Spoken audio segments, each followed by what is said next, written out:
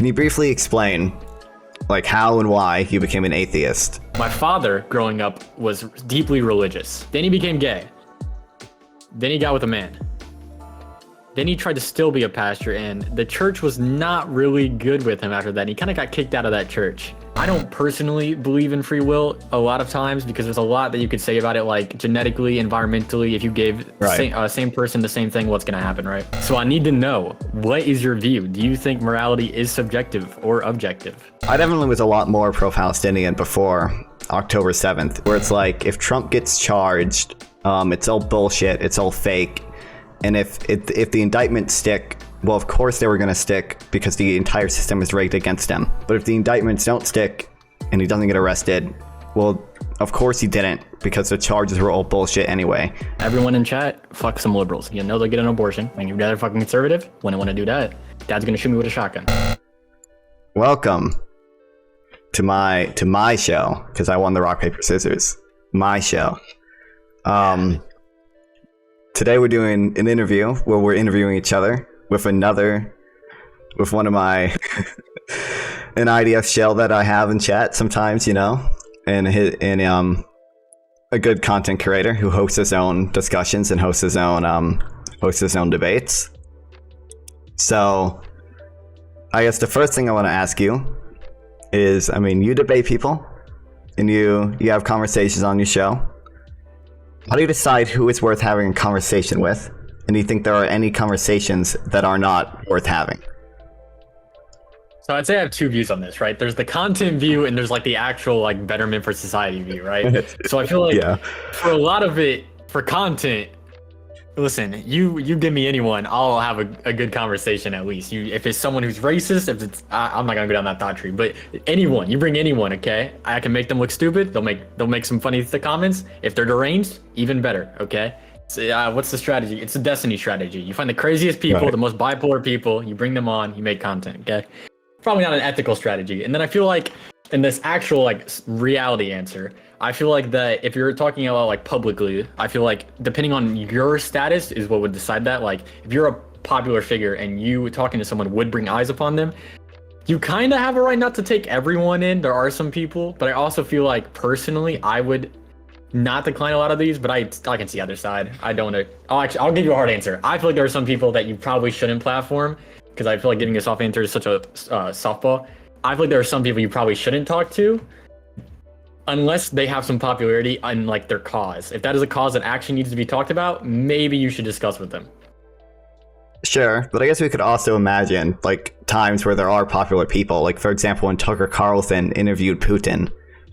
Like I think if conversations are happening, they kind of have to happen in good faith, right? Because we all know Tucker Carlson probably went there with the intention to try to give a softball interview to Putin.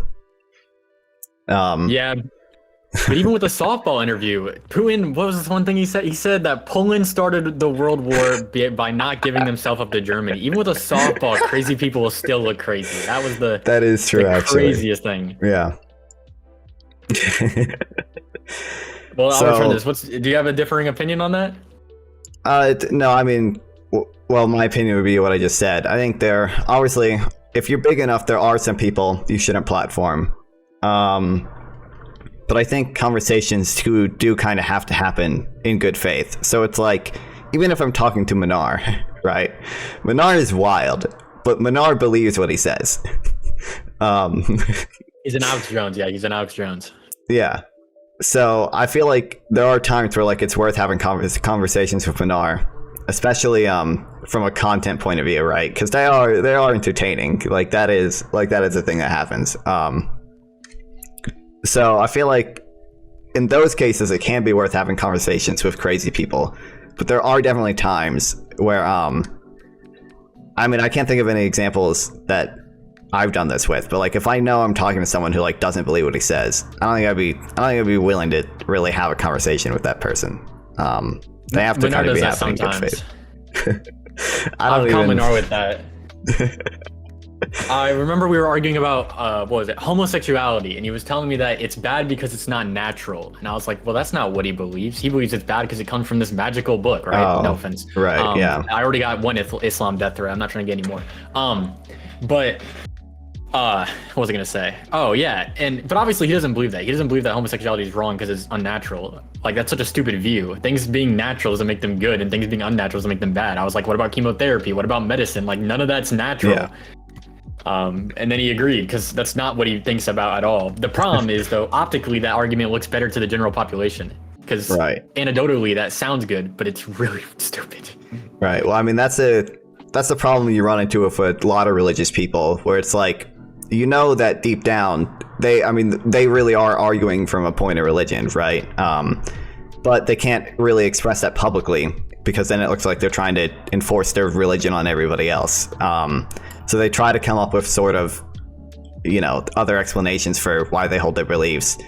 You see this with like abortion a lot, where there are a lot of Christians who are really against abortion because they believe a zygote has a soul at conception, but then when it comes to arguing for abortion, they kind of have to argue from a point of science, because they'll they understand that they can't enforce their religion on the whole of society. Yeah, I thought that's always been funny, where like the argument of abortion for religious people obviously comes from like moral and religious beliefs, but the minute you argue with someone who is anti-abortion, they'll be like, do you know, like, all scientists agree that life begins at conception? It's like, you don't agree with science. You want to bring up the vaccine? Yeah. What scientists? Why don't we do that? You'll see them, like, it's so annoying. Yeah.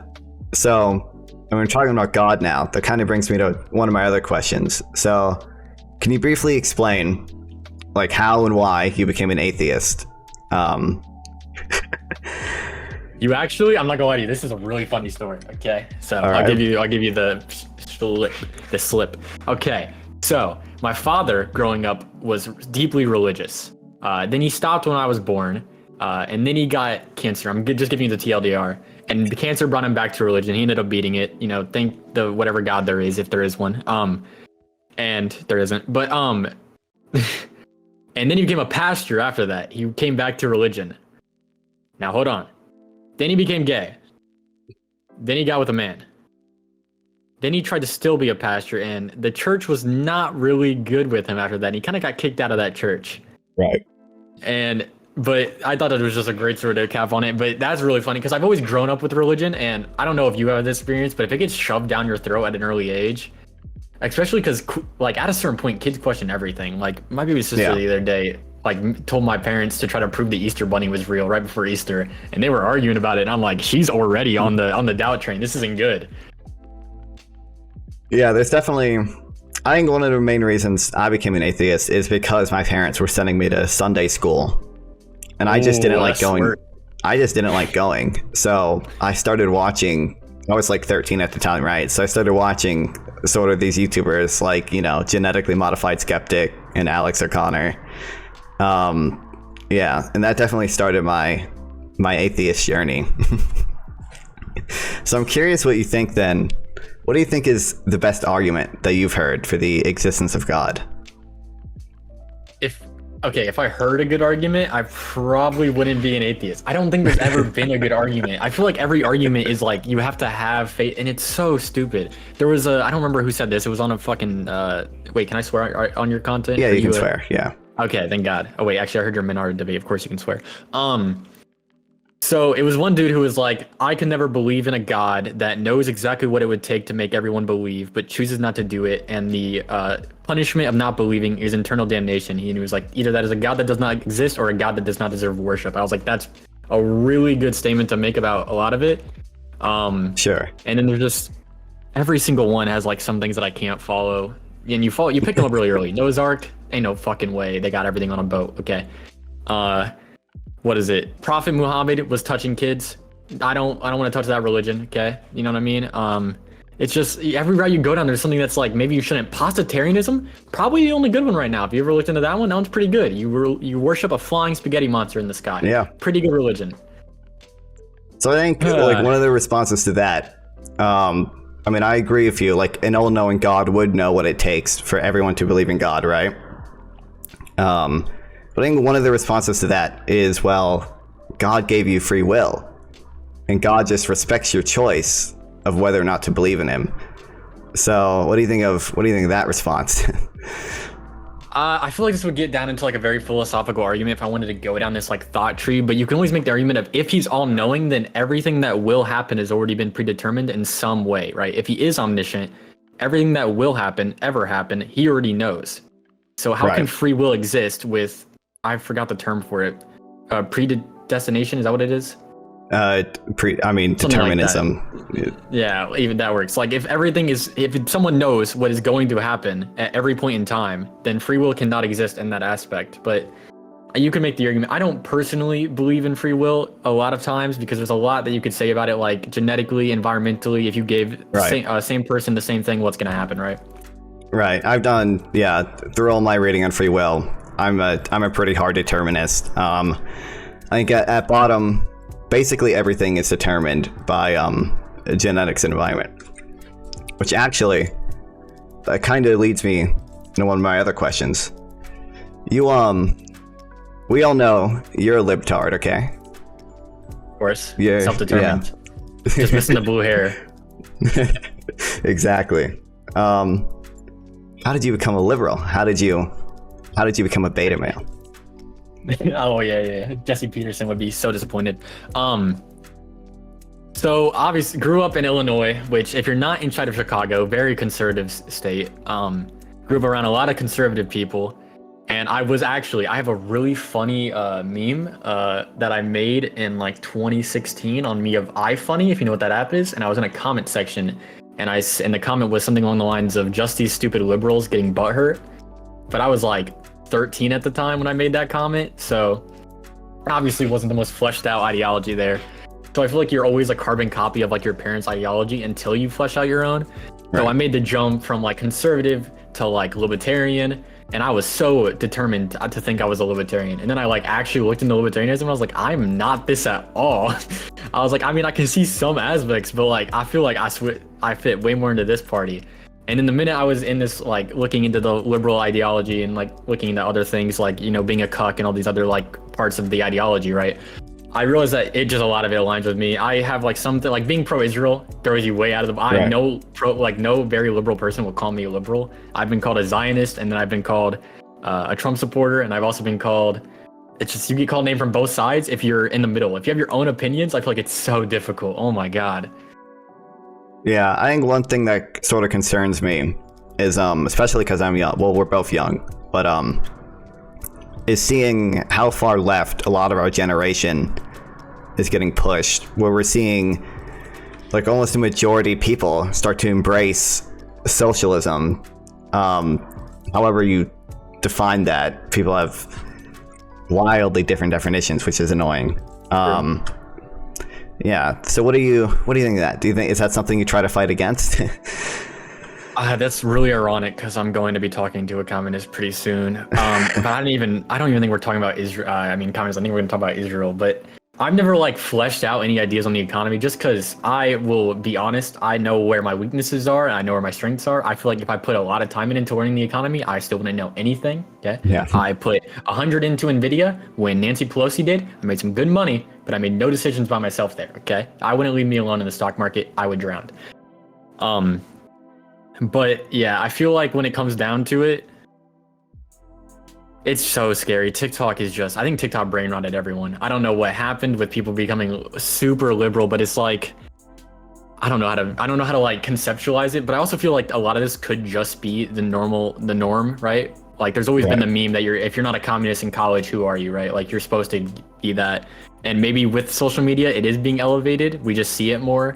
That's an argument I could get behind, but we won't know until like 10 years down the line when we see like voting polls and we see Bernie Sanders in his grave is winning the vote. But it's interesting. Right. Yeah. I think one of the things, especially with TikTok, one of the things that sort of blackpilled me on a TikTok ban is seeing all the misinformation about expired food being airdropped in Gaza. And it was so easy for people to spread fake videos and fake news, actual fake news about it. And it was so in order to refute it, you had to already have some knowledge on like how MREs work and the Julian dates that they print on MREs. And like, yeah, I had friends actually believe that we were airdropping expired food in the Gaza. and their evidence were like 2 debunked videos, but just because the debunked videos can spread so fast in TikTok, that's what people ended up believing. That was wild to me. Yeah, that one literally wasn't that one. That one was just I hate it. I hate it so much. No, you're gonna trigger me. No, it's just crazy that everyone feels like they're an expert on every topic that ever comes up. So they'll read a headline and they'll be like, and they'll bring it up in an argument and they'll use it without even knowing any of the context. I feel like I made a joke before where I was like, I feel like to enter a Israel and Palestine conversation, you must pull up a map and you must point out where the West Bank is, the Gaza Strip, and Jerusalem. If you can point out those, we'll talk, okay? I at least know you know where it is. But I genuinely feel like 70% of people would not know where to point to. It's so interesting how, like... Right. And we both talked a lot about Israel on our channels, right? Have you always been, I guess, relatively pro-Israel? And did October 7th change your views on anything? I was actually very pro-Palestinian when I first learned about it, because every media source is pro-Palestinian, right? So right. All I'm seeing is like the infographics where it was like death by year, and it shows like Palestinian death by year, Palestinian death by year, Palestinian death by year, and it's like Israel only happened like this year. It was like the deaths were super unproportional until now, which is funny because they're still unproportional, but that's not the point. And I was like, wow, this is crazy. Israel is like a horrible like state, and oh my god, why is it even a thing? What happened? And I looked into it and I was like, okay, so they had a war. Okay, Palestine had the right to fight in the, what was it, 1948? The 48. Yeah. So they had a right to fight there. Okay, lost. Okay, cool. They had a right to fight in 67. They did. Lost. Okay? I was like, how many times can someone do this before they have to bite the bullet on some negotiation? I feel like that was like my turning point. Like they had a moral authority to fight so many times, and every time they lost. Okay, at some point you got to realize that the moral authority, you have to make a better peace offering. Like how many deaths would be saved if after 67 they did agree on the 67 borders? As though as people are very aggressive on either side of that. It's just so interesting. Yeah, I definitely was a lot more pro-Palestinian before October 7th, just because I hadn't like looked into that too much, right? So like all the stuff I was reading was relatively pro-Palestinian, and like the way people talk about things like Resolution 242, to make it seem like what Israel's doing is some like illegal occupation, when they're like, if you look into it, UN 242 probably isn't binding because it's under Chapter 6. UN 242 specifically says territories occupied instead of the territories occupied because the drafters actually didn't want Israel to withdraw from all of the territories that they occupied in the 67 war. But you would never know this stuff if you didn't do more reading into it and you only read Noam Chomsky like I used to do. Yeah. No, you gotta read Finkelstein. You gotta get the real knowledge about the database. No, yeah, I feel like that was actually a big turning point. You did just make me think about that. Is that pro-Palestinian people made the movement look so bad when they went on like public platforms very early without knowing anything and just talked about it a lot.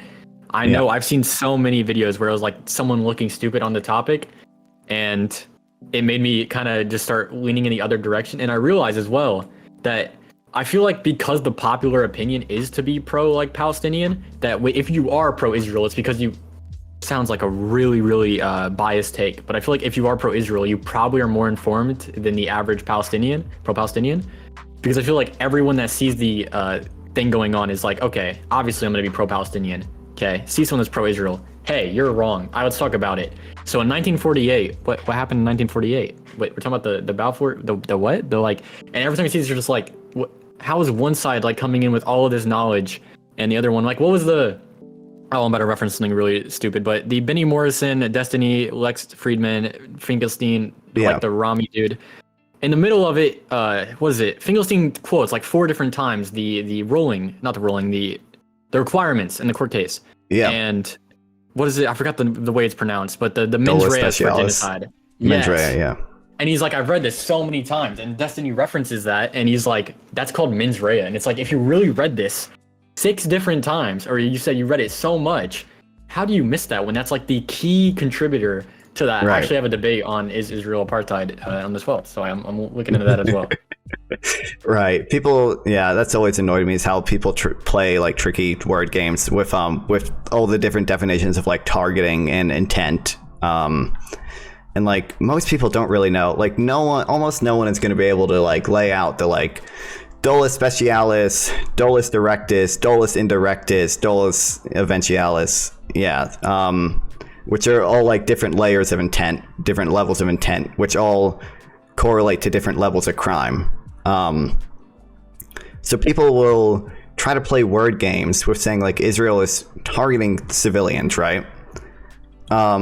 When in a dolus indirectus case, that is a little bit true, because it is true that when Israel does a strike on a building, they will anticipate some amount of incidental damage to civilians. So obviously Israel, like every other military ever, does strikes where they know civilians are likely to die. But when you say something like intentionally targeting, under international law, intentionally targeting means acting with purpose, dolus directus. It means you're acting with the purpose to kill those civilians. But nobody's ever going to know that. Like 99% of people are never going to read into that. So you can say something like, you can look at the high casualty numbers and say, well, oh, Israel did this strike and they knew civilians were going to die in the strike and they've killed 30,000 civilians and 150% of people are children. Yeah. And those tricky word games just super, super annoy me.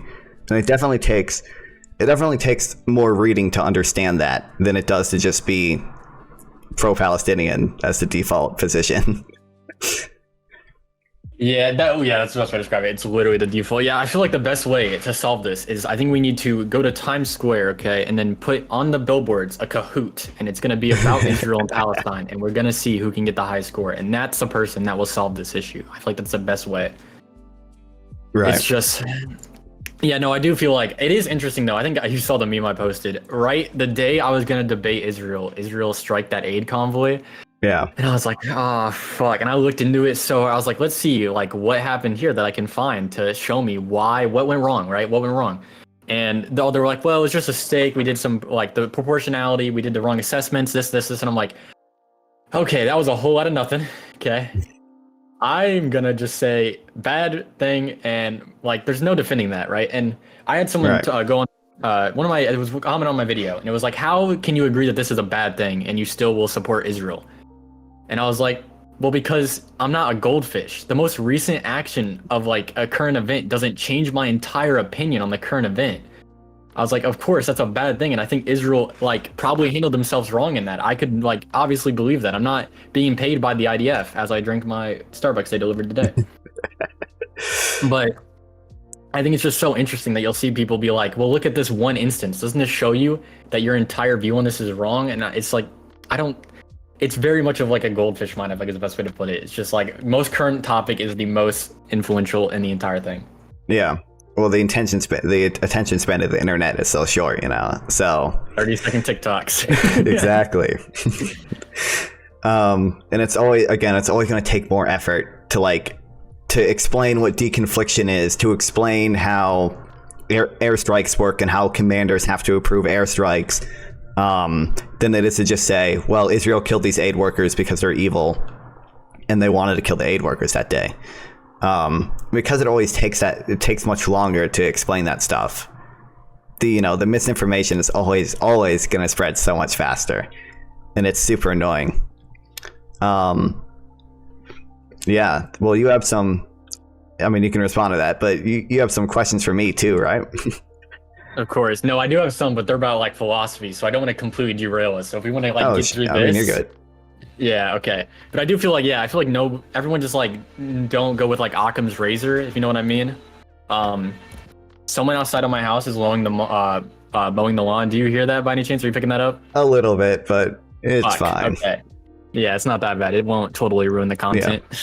It's just a little buzzing. It's fine. Yeah, I feel like it's like Occam's razor, where it's like if the most obvious outcome is probably the one that happened, like I feel like the burden of proof to change that opinion should be the one we go for. It's not Israel wanted to kill these people. Now prove me wrong. Like it shouldn't be like that. It should be if you want to show that, you have to come with that burden of proof. But I can start it off with a good question because I saw this and I tried to look into it and I saw 20 million math equations that I did not want to look into. But in your bio, you have a belief that I'd like you to dive into, and I would try to pronounce it, but I cannot. Oh, okay. It's Is it neo-Keynesian? Yes. New I need Keynesian? you to light this up for me. What is new Keynesianism? Okay. So it's an economic term. Basically, during the Great Depression, there was this guy, you probably heard of him at least a few times, called John Maynard Keynes.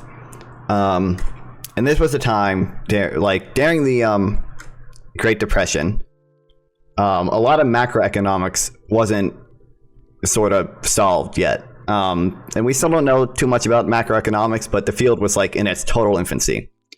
So during the Great Depression, there were a lot of bad ideas about what to do with the economy. For example, people were trying to balance the budget. People were letting banks fail because they thought that if they could purge the rottenness out of the system, the economy would eventually be better. And John Maynard Keynes basically came along and said, hey, I think the government should be spending more money, should be trying to make people's lives better. I think that basically we need to stabilize demand so that way businesses will be incentivized to meet that demand with supply.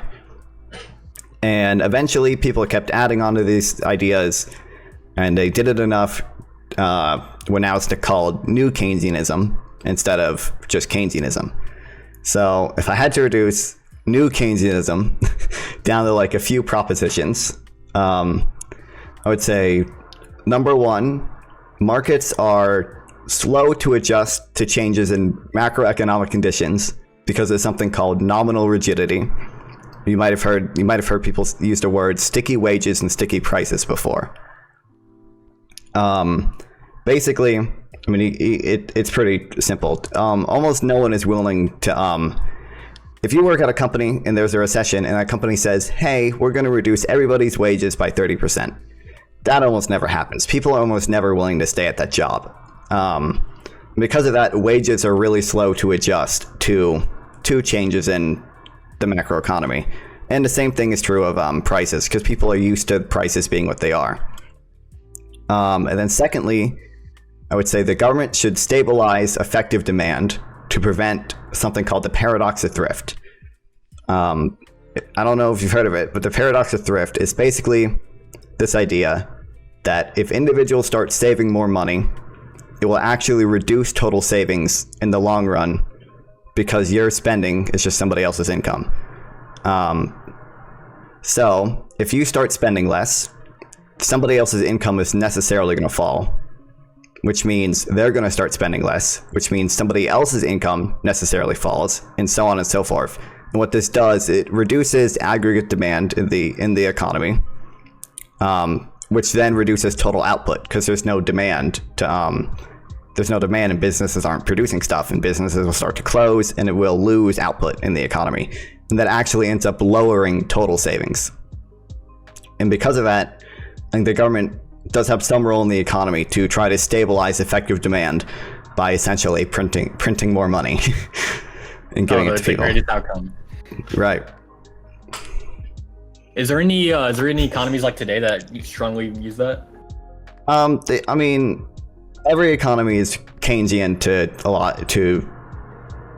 some degree, like how America to some degree, their farms to stabilize demand. So I gotcha. The U.S. is definitely more Keynesian than most European economies. The European economy is especially the UK. When they had the 2008 financial crisis, they instituted their austerity measures where they started cutting government spending, cutting government programs. And if you look at how well that's turned out for the UK, and actually most of the EU, their economies have totally stagnated. Versus in the US, we bailed out the banks, we did trillions of dollars in quantitative easing, we gave everybody a lot of free money. And in 2008, we had a little dip, but 2-3 years later, we started going right back up and continued with strong growth. So every economy has a central bank and every economy tries to stabilize demand to some extent. But we're definitely one of the most Keynesian economies. Okay, got that one. Okay, and then I don't know, this probably was just because I had this question. I think I told you this. I watched your debate with Minar about philosophy. That one was an interesting one. But you guys kept, I don't know if it was because you guys were getting heated, but you guys kept flip-flopping objective and subjective multiple times, where one of you would use it in a different context than the previous person. Like, you guys just kept switching. So I need to know, what is your view? Do you think morality is subjective or objective? I would subscribe pretty closely to the view, you've probably heard of this, that like Sam Harris espouses in The Moral Landscape. So I think when it comes to morality, the only thing that we can reasonably value is the well-being of conscious creatures. I think it doesn't make sense to value anything else. And because of that, we can have some objective morality, as long as you accept that value. When it comes to deciding whether like that value is objective, that gets a little more complicated, obviously.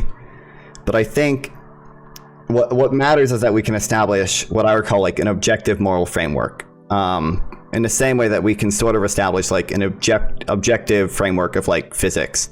In order to do physics, you have to accept some values of like logical consistency and evidence. You know, you have to value evidence and you have to value logical consistency. If somebody walked in and said, I have a great physical theory of the world, but none of it is observable, and I'm going to say some things that I'm then going to say the opposite of 2 sentences later, because I don't value logical evidence and I don't logical consistency in evidence. I think it's sort of hard to say they're wrong for not valuing that, right? But we would not take them seriously. So in the same way, I think if someone sort of walked into a room and said, well, I don't value the well-being of conscious creatures, I kind of want them to suffer more, I think it's sort of hard to say they're outright wrong, but I don't think we should take them seriously. I just don't think there's any definition of morality that doesn't have to do with the well-being of conscious creatures. What do you say then if someone, instead of, because I know with that argument, obviously that directly ties to like your abortion argument of consciousness is whenever we should, protect it. How do you view it then if they, instead of like consciousness, they say like human life, right? They view it as we need to protect things that happen before, consciousness that are human or that will be human, right? Do you view that as like we take that one unseriously? Like, what do you think of that? Yeah, I basically think the only thing that we can reasonably, what separates moral objects from moral subjects, the only thing that we can reasonably look at is some type of consciousness or sentience, right? So a rock can't suffer, a zygote can't suffer, and for that reason, there's no reason to really value morally, to count as a moral subject, a zygote or a rock, because they don't have the capacity to suffer in any way. They don't have preferences. And then whenever human life is brought up, you probably do this too. You can bring up like, oh well, if I take my grandpa off life support, is that murder? Do you think that we shouldn't be able to do that? Yeah, I always do the, I know there's a name for this question, but it's the question where you're like, if I chop off my arm, am I still me? If I chop off my leg, am I still me? If I chop off my head, am I still me? If I remove my brain, right? Everyone determines at brain, you're no longer yourself, because intrinsically people just believe that, consciousness is probably what people value normally, right? Yeah, no, I said this to you before, I think I DM'd you this. It's going to be very hard to find something we disagree on. I think we come from like the same like ideological background. I think we can find something if we took like a 100-question quiz, but right now it's not looking good, okay? Listen, I love it. I love the circle jerking so much. Circle jerk, yeah. If you wanted like a combative podcast, listen, my name is Minar, but listen, I'll try, okay? I can. Yeah, no, I try to get into philosophy. It's just so not like it's not interesting. It's just so brain numbing, right? It's so many questions that I feel like aren't realistic, but obviously like that's kind of the point, right? To test your morality. So like if I had that conversation with somebody, they'd be like, well, let's say a person doesn't have the capacity to suffer. Do they still have those values ascribed onto them? And then you're going to say that. And you're going to be like, well, it's because they have this value. And it's like, what if they don't have that value? It's like, well, they have this value. What if they don't have this value? And you're like just taking away every part of a person until it's no longer a person. It's like, It's just for me personally, okay, this is gonna come off as a hot take. I don't see the value in a lot of it, okay, but I am definitely wrong, and I know that. I just personally can't see the value, and I know you're a very big philosophy person, so don't hate me because I just said that. But yeah, I mean, there's definitely diminishing marginal utility when it comes to philosophy. So, I mean, you study kind of the big things like the logical fallacies, you do like some basic reading on like morality, but like after that you do start running into like some absurd examples, and it's just not useful. Yeah, I think like the easiest way to like think of it is in terms of morality. It's like if I were to walk up to you on the street and I had two options that were, we'll say, equally pleasurable to me, I could either give you $100 or punch you in the face. Can we say that within this framework we've just like constructed, that it is more moral for me to give you $100 than it is to punch you in the face? And I think that's really like, those type of questions are really the only useful ones. And again, I mean, you can do it. You can start stripping away. Well, what if you didn't have the capacity to suffer? Oh, okay. I had an interesting thought experiment that I also thought about whenever I heard a conversation like this, and it was, okay, so the only reason I feel like a lot of that though comes from like our cultural view on like harm and stuff, right? So like, let's say it's me and you, we're thrown into a bunker with 100 other people, and those 100 other people think it is culturally, morally, and legally okay to walk up this and punch someone in the face, right? Then if we all leave the bunker after a nuke and everyone's gone, okay, we come out, the cultural norm is going to be that punching someone in the face is the better option because we're just outnumbered, and there is like no moral fact to stand behind there that you can point to. Well, I mean, again, I would say, regardless of what their cultural norm is, the only thing that we could value when it comes to morality is well-being. So it could be the case that like we have a society where their well-being is increased by adhering to their cultural norm of punching people in the face. But as soon as you start bringing like other people into it, I think obviously our well-being would be decreased if they started punching us in the face a lot. So right now we're just describing New York, by the way. Oh, this is, yeah. Have you seen that? People walking around just punching people in the face? I obviously, it's probably like a lot of fear-mongering, but that's crazy. Well, it's because of the Democrat cities, you know, and the fentanyl and the illegal immigrants. All the illegal immigrants. Yeah, of course. I'm not gonna lie to you. I haven't fully formed a strong opinion on immigration just because I haven't. Again, it's one of those things where I actually am interested in this. I just haven't felt like I've fleshed out enough ideas and run down enough like lines of thought to see like my personal opinion. Do you have like a strong opinion on this, or are you also just like? When it comes to immigration in general, ignoring like all the issues we're facing right now with the open border and fentanyl, I think immigration in general is pretty good. Because I like economics. And immigrants basically increases in human capital shift the production possibilities frontier curve right. Literally just more people equals we can make more stuff. And they probably increase the well-being of everyone when they do that. So one of the things that we can measure is something called the price elasticity of the population. All that matters, is a bunch of economic jargon behind it. Is we can look at how many people immigrated into a country, or how much the world population increases, and then compare how prices were affected by that, how time prices were affected by that. So if we look at that, what we find basically is as the world population increases, time prices begin to fall. So that's pretty strong evidence of the fact that immigrants aren't really harmful. They don't drain resources. They in fact provide more resources. Yeah. I feel like this has been like it's interesting that this is like the biggest issue in the election. Like, you think it would be like the economy, you think it would be like what's going on in Israel, you think that would have some swing in it, which it does to like progressives and people that are third party, so it doesn't matter. But it's just like, it feels like I'm very, nihilistic when it comes to politics nowadays. It's just so down the drain. It's so Jover, man. It's Hey, listen, I'm hoping to go to college and somewhere in the EU. I'm trying to get out. I'm trying to get out of this politics hellhole, man. I was going to, honestly. I looked into like abroad programs, and then I found out that gingers are like actually discriminated against over there pretty heavily. So I was like, well, what about Tokyo? I love Tokyo. It's the most expensive abroad program in the world. And then I looked into that, and it's like they're just bad against everyone. So can't go there. So I was like, well, I don't know where I'm gonna go. But I want to get out. I agree. It's the let me out era. Yeah, I'd go to Canada just because it might be a little bit better, but it's getting bad over there too with the whole you can now the free speech thing where now you can get sued by someone for what you said and they don't even have to know who did it. But to completely spiral into another topic, I did take my ADHD medicine today, but I'm still gonna spiral. Do you think that Israel is an apartheid? I want to get your opinion on this before I discuss this with someone else. I've seen your notes. Okay.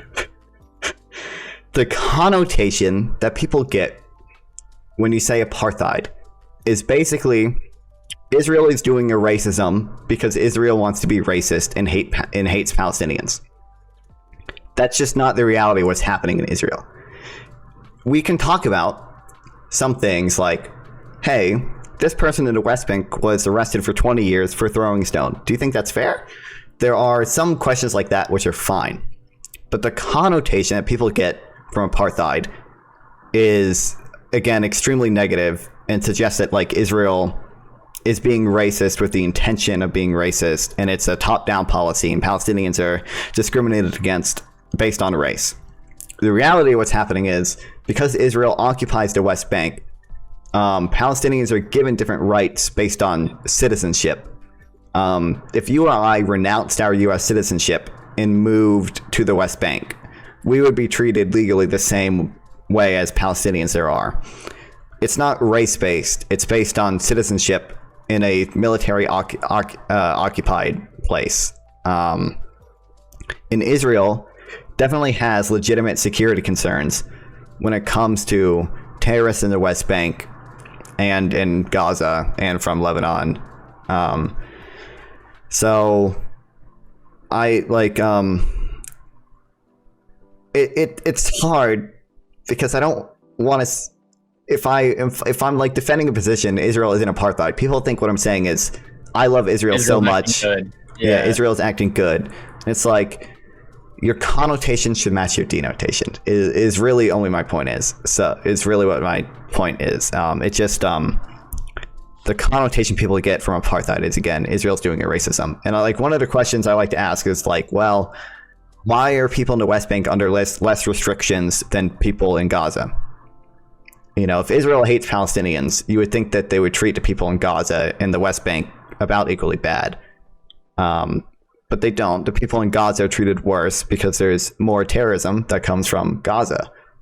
And I think that does a good job in like revealing the intentions behind it.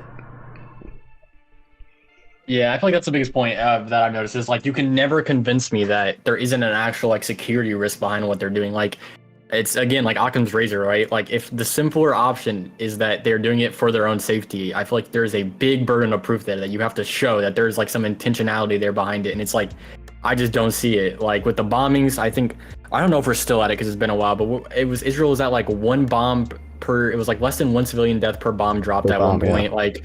And it was like, if they really wanted to, like, actually, I understand with, like, the political view, obviously they can't nuke the Gaza Strip, right? But if they were going to go in and actually have the intention of murdering Palestinians, there would be a ground invasion that would have already happened after October 7th when they had the moral authority to easily do so, right? Yeah. If they did that after October 7th, no one would fight that. And then it's just also, yeah, I feel like the biggest thing is, like, you can never convince me of that. You can never convince me that they just hate them and that after, you know, the October 7th and after every, you know, Nakba, after the first and the second era, like after everything, right? I feel like there is a easily justified response of they need security. And then also you could also get into this is like a way more semantical argument, but you can also get into the like, well, it's technically not like their people, right? It's occupied territory, so the laws under that are different, right? So I feel like that's another one. And then, yeah, I think you mentioned it's actually in my notes and my blockade notes where it's like, why does this area have it in this area? Like, why is it less restricted in the area that isn't throwing a million bombs at them and isn't run by extreme like Hamas, right? And it's just, and then I also looked into a lot of stuff with this. you can't come after. I know this conversation, this debate. I'm gonna predict it right now, so I'm gonna clip this when this happens. I know me and Minar are gonna go into like very niche topics that don't even matter, because he done this debate before with someone I hosted it, and they at one point were arguing, is Hamas a terrorist organization? Because Minar started that argument, because obviously he should, right? It's a good argument to start. There's no definition of terrorism. It can make you look at least a little more informed than you are. Yeah. But it's like, if you're gonna come at Israel for everything they're doing, and you think Hamas is acting in the right when they're wearing civilian clothing, they're shooting out of civilian zones, like, well, what do you think about, Israel bombing a hospital, which didn't even, it's a parking lot, and it wasn't even, okay. Anyways, jihadist terrorist organization is the leading theory. It's still not confirmed. Anyway, it's like, why were they shooting there? Why was there bombs? Why did we see at the, what was the name of the hospital where they did interrogations? Shifa, or the... Yeah, I think it was that one. Why were they doing interrogations at a civilian hospital that they need, right? Like, if they really... Their entire goal is to operate out of civilians. Their entire goal is to have that second of hesitation where they can get more casualties done. But when Hamas goes out and attacks, they're not going to wait and be like, is this a civilian? Is this an IDF soldier? Wait, guys, we don't know. Like, they're not doing that, like, hesitation. So it's just... Yeah, no, what's the term? The legal term? Is it perfidy? Perfidy, yeah. Yeah, that one. It's just anything you're going to say about Israel. Hamas has done 10 times worth with the intention of actually doing it, right? Like, sure. Oh my God, who was it? Yeah, not everything, obviously, but it was another. I'm obsessed. Minar lives rent free in my head, apparently, this podcast. But he was talking about how when people landed in October 7th at the festival, that it was crossfire and that it wasn't actually targeting civilians, which is like, it's the basic line that everyone uses, but it's so interesting. Yeah, I think that was always the only good response to that. I've never actually heard a pro-Palestinian person I've talked to make it.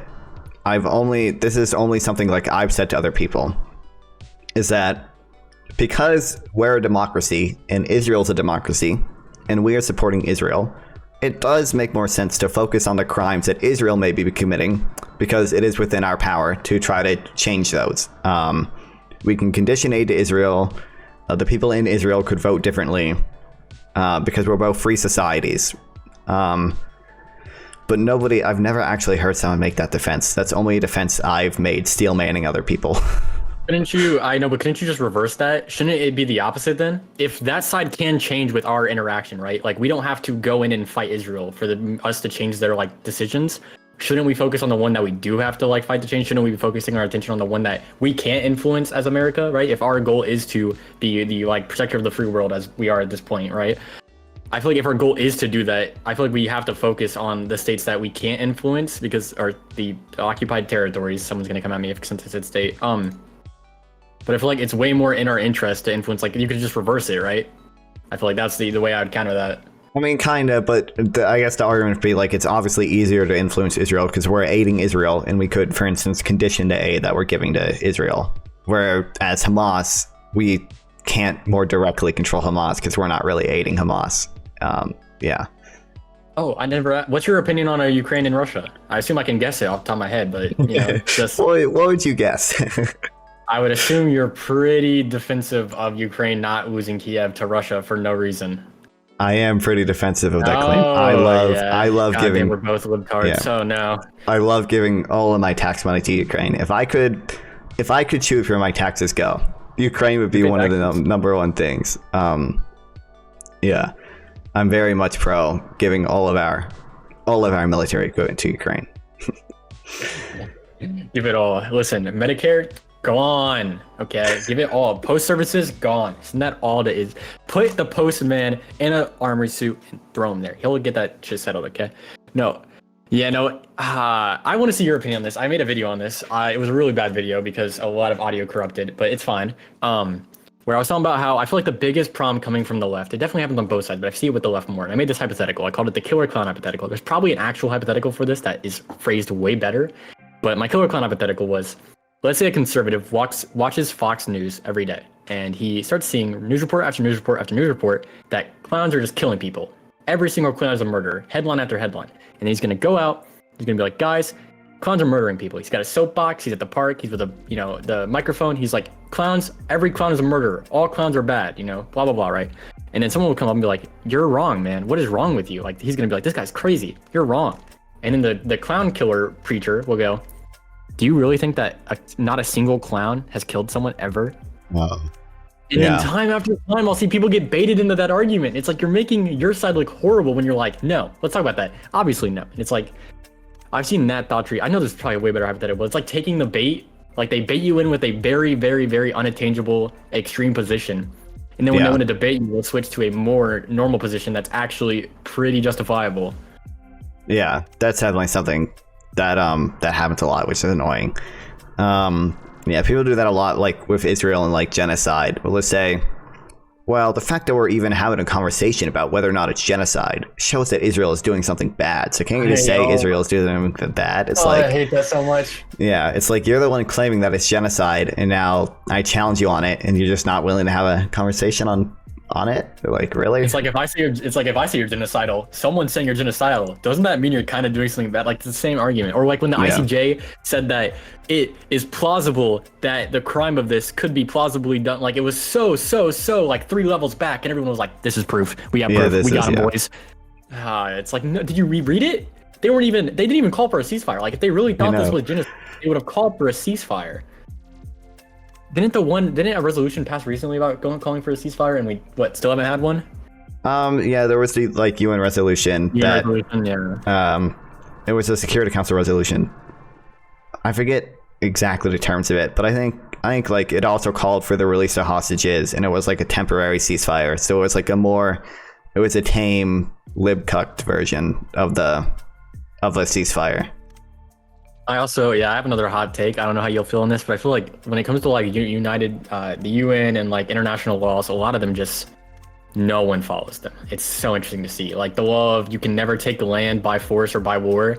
If Russia took Kiev tomorrow, the UN is not going to storm in there and fight. They can't, right? Yeah. Like politically, economically, the world, they just can't do it. They would cause way too many problems. They would let Russia have Kiev.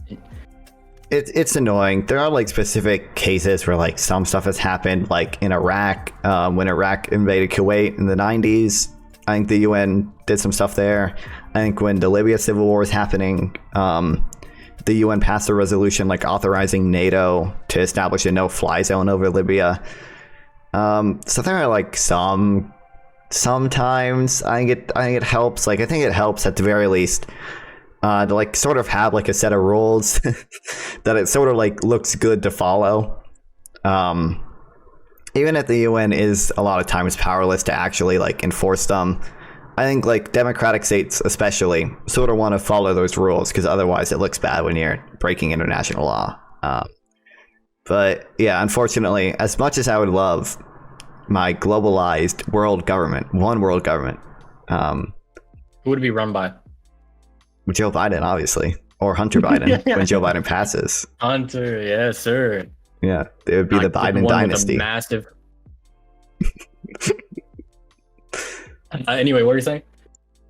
It'd be run by the Biden dynasty. Of course, yeah, the Lord and Savior. But greatest president of all time, honestly. Like, I think we'd probably both agree the world probably would be a better place if, when Russia invaded Ukraine, the UN sent forces, and it was a coalition force of like half of the world to try to defend Ukraine. Like if that is a thing that could happen, probably would have been good. There's like the 50-50. Either there's 2 outcomes of that. There's like Russia backs off because they know that like they're gonna get beat if they try to do that, or Russia's like, fuck it, we're throwing everything out. BRICS versus fucking NATO. Like let's see what goes down. I feel like that's like there's always that really scary option of like them going nuclear. To clarify, I mean it would probably be a better world if the UN was somehow able to establish basically a monopoly on violence, which I don't think is really that feasible, but I would love it. But that's my dream world. UN with a monopoly in violence run by the Biden dynasty. Yeah. Sounds a little 1984-esque. I'm not going to lie to you. That sounds a little... Thought is, what's that? War is peace, freedom is wrong. Yeah. That's my 1984. Is your follow notification a man twerking? Of course it's a man twerking, duh. Yeah. It's a holdover from like my gaming days. Yeah. Yeah, but then my Israel-Palestine stuff started kind of being a lot more popular, so I started doing that. Of course, you gotta rage bait them, okay? You gotta tell them that you're an Israeli citizen and all of that. I am, and I'm paid by the Mossad. That follower, by the way, just sent a message in chat. Oh, you might be in chat. This might be an interesting thing to discuss. What do you think of what do you think about the rise of the far right across Europe in the past years? You want to start, or you want me to? You start if you have anything to say. Okay. I don't know. I feel like a lot of it comes from the same thing we're experiencing now in America, where like in the most red pillish, if I had to have the most red viewish view on society, I would think that a lot of the problems of today are being done by like immigration, right? That's like the red pill way to view the world right now. Every single problem, fentanyl like abuse, all the drug overdoses, crime, all of this directly pinpoints to immigration, right? And I feel like we're seeing that become like the common view. I don't know if it's because of like the media signaling it out, but I feel like that is a problem where it's just media bias. I feel like when there's something important to point out and it gets you views, you're gonna keep pointing it out. People are gonna keep seeing it. People are gonna stress it out. Who was it? It was Matt Walsh. I have ADHD, so if you notice I spiral, just go with it, okay? I do too. Yeah, weird. Okay, it was Matt Walsh on the Joe Rogan show, and he was talking about like trans kids, and Joe Rogan asked him how many trans kids there are in the world, in America, and he was like off by like a factor of like 10. Crazy. It was wild. Like, it just shows how I think that there's just way much views. But if I had to like think about like how this ends, I feel like I don't think it'll ever just be like the world will just be far right. I don't think it's possible. I think it's just the world works in like waves. It's very obvious when you like look at some things. You know, the Republicans have been saying the red wave's gonna happen anytime now. We're still waiting. I don't know about you, but I haven't been done yet. But my dream of the world is a liberal world where every man is in a maid outfit and they get fed their what is it called? CRT at lunchtime every day. That's what we want, with right? The That's soy milk, right? Yeah. Because we can't drink it. We got to drink like almond. We can't drink actual milk. Our liberal brains would explode. Yeah, I don't know. It's definitely a bad thing. I don't know if I have too much to say on it other than it's bad. I don't like it, and I would agree. Yeah, most of it's because of fucking stupid fear-mongering. I did see. I remember Poland had its elections. I think Poland for the first time had like a liberal coalition for the first time in a while. Didn't Argentina just get a libertarian? Argentina did just get its libertarian president. Yeah, I feel like you can see it on both sides. Yeah. In Greece, I don't remember exactly what happened in Greece, but I saw Greece did just legalize gay marriage not that long ago, which is pretty big. Yeah.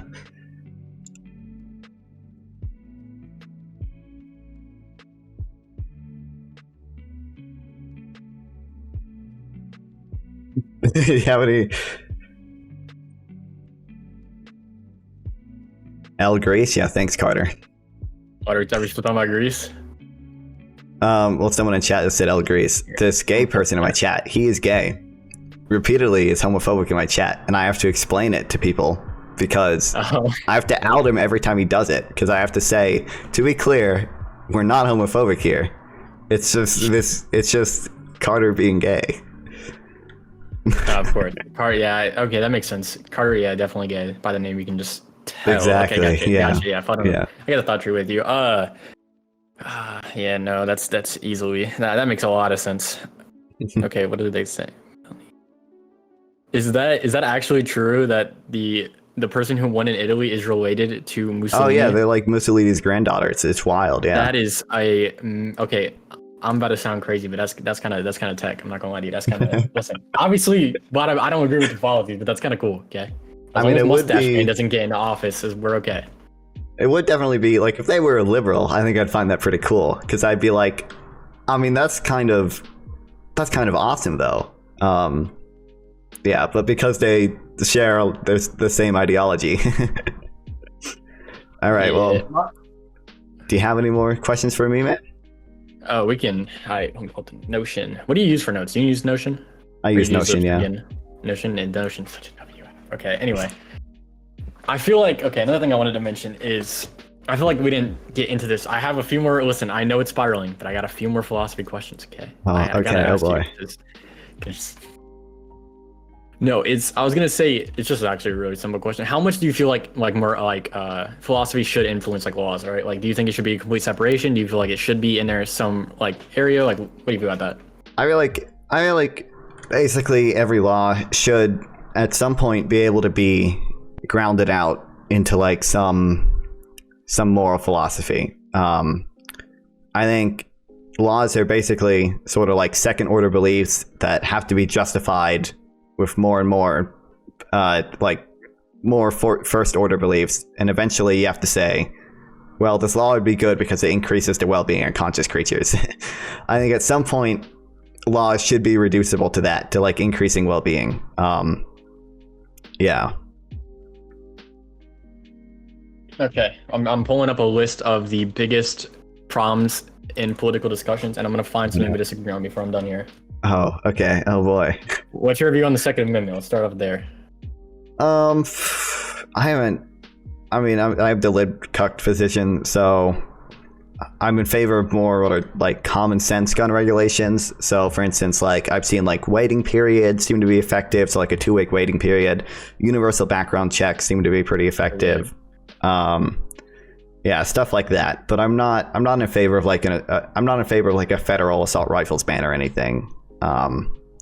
If a state wanted to do that, I'm not sure I'd be too upset. Maybe if a state wanted to do it, but yeah, that's where I stand on that. Yeah, I've always been like Australia. I think is a really good example. Okay, so next one, death penalty. What do you think? I don't believe in free will, so I'm never gonna believe in something like the death penalty, right? Yeah. Yeah, LGBTQ issues. Go.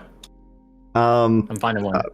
I can't imagine what we disagree on there. I think I'm pro gay marriage and pro trans rights. Everybody. Yeah.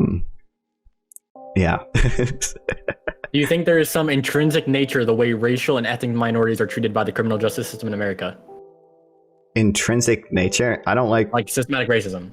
I think there is systematic racism. I don't really like the word intrinsic there, but yeah, I would say there probably is some level of systematic racism.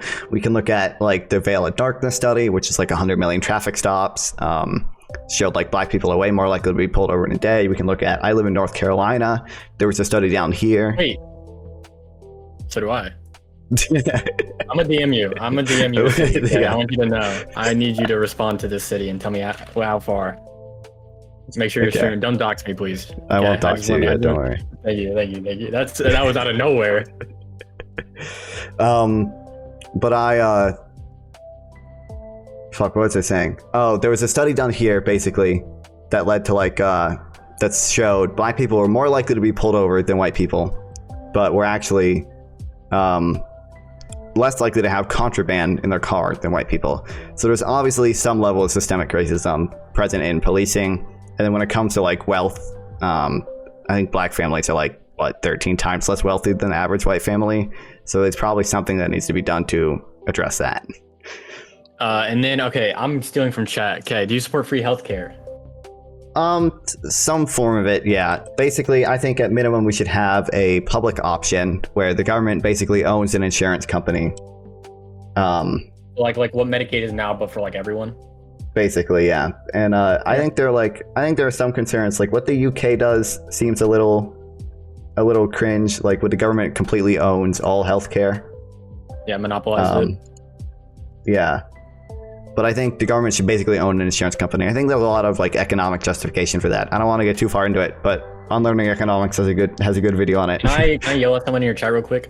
Yeah, you can yell at anyone in my chat. Okay. Hey, Cottonmouth. Hey, free healthcare just means you don't have to pay for it directly. Of course, you don't pay for any government institutions. They come out of your fucking taxes. Okay, everyone knows that. Okay, that's common sense. Anyway, sorry. Okay, next question. Do you believe that? What the fuck? Okay, I'm just gonna respond to this one. You tell me how you feel about this. How the fuck do 5-year-olds get to choose if they want to be a man or woman, but I can't choose my slushy flavor at school lunch? The fact that you choose a slushy flavor at school lunch means you're probably 7. But I think that for me, I haven't set on a direct age, but I think around like before puberty, I'm okay with children having access to like puberty blockers, but I'm not for any actual surgeries until like they're rightfully to make a decision. Okay. Yeah, I would agree with that. I think puberty blockers for children are pretty cool. And I sort of hate this like whole notion of, I hate the notion of like choosing, right? I don't think trans people really, they don't choose to be trans. That's like people choose to be gay. It's like, hey, how did conversion therapy work again? Can you guys remind me? I don't. So yeah, I think more or less you're sort of born with your gender identity in your brain, and kind of more or less. Oh shit! Why, Carter? Why do you have permission to join this? Oh no, I forgot he's a mod. Arguably, gay people do get to choose. I'm gay, so I get to say this. Gay people do get to choose, by the way, and they should choose not to, because the Catholic God says that it's a test. Okay, thanks, Carter. You just have to pass. You just have to pass a test. Hey, Carter, I'm gonna disconnect you now. Yeah, you're messing up our OBS setups, man. You did mess up my OBS setup. I'll turn my camera on. I'll turn my camera on. Mine too. No, that doesn't. That messes it. He's gone. Okay, he's gone. So much work after he's gone. Ignore him. Ignore him. God, why did I mod him? Frames around. Oh no. Okay. Taxes ain't free. Get God. Okay, man. I'm sorry. Did I say once that taxes are free? Actually, I did. You're right. I think that taxes are free. Yep, they're free. Yeah. You're right, man. Hey, man, you got me. They are free. Ever heard of MMT? They are free. It's free. Yeah, it's only free if you're Amazon. But okay, imagine. Okay, I got off track. God damn it, we were so close. Oh, okay. COVID opinion. Go. We're disagreeing on something. Come on. My opinion on COVID. It was a pandemic. It was bad. I think the vaccine mandates were probably a good thing. I think the vaccines were mostly safe, and the risk of myocarditis or whatever was fucking lower than it is if you just had COVID. Yeah, I don't know. I don't know what to tell you there. I've gone down 2 lists. Chat, I need your help. Okay, guys. W opinion about COVID. Okay, God, no, we already know about that one. Hell doesn't exist. Already know about that one. Fuck. Okay. Our tax is free. Go right now. Go. Our tax is free. Okay. So they are not yet. But I mean, no. There is a theory, okay, called modern monetary theory. Basically, the simplest way of imagining this theory is a thought we've all thought before. If the government can print money, why do I pay taxes?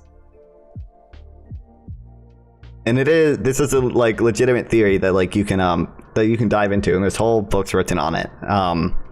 Called modern monetary theory. The argument is most basically just governments don't actually have to be solvent. They could just print money, and we just sort of pretending that they can't. About inflation, the easy Venezuela response. Yeah, right. So obviously, one of the risks with this is that there would be hyperinflation. Shout out the ruble. And sort of the argument against that is just kind of, well, it would probably be bad if all the members of Congress right now could just infinitely print money, but there's got to be some system or some society. If society was educated in such a way where everyone had a perfect understanding of economics and they knew that if we printed this amount of money, there would be this much inflation, then we could actually weigh the decisions of is this amount of inflation worth it for funding healthcare or something? Yeah, that's my view of MMT. The real question is, should we add chess in a subject? Should chess be a subject in school? I'm going to be very opinionated about this because I used to run a podcast called Chess for Thought. So I'm just warning you right now. I mean, I feel like it should be optional. It should be if you want to take chess or music or that's a hot take, man. That's a hot take. I mean, I feel like chess is probably good for the mind. I'm not good at chess or anything, but I play a lot of chess. I'm a big fan. Yeah, the studies with dementia are amazing. Yeah, and then also I just graduated high school a few months ago, and people would just play chess on their Chromebooks all the time instead of doing work. So maybe if they actually had an opportunity to play chess in school, they wouldn't be so distracted by chess. While they're supposed to be doing other schoolwork. Yeah. By the way, I say I'm pretty good at chess. By the way, my ELO is 900. I'm not good at all, but I still played a decent amount. It's like my League of Legends career. Okay, I play a lot. Oh right. Good. Yeah. But loser's key. Every person I place is being paid by Hamas to make me lose, to try to convince me to you know how it goes in the real world. Okay. Right. I know. But yeah. We haven't found. There's got to be something. Okay. Listen, we're not the same person. There's got to be a single issue in which we are enemies. Okay. Okay. And I promise, and I will. Actually, no, wait, I already agreed. My most hot button issue is Israel and giving kids puberty blockers. And you agreed with me about this, so we're kind of fucked down this line because every other issue I have is like pretty normal. So we're dealing with there's a really big problem right now.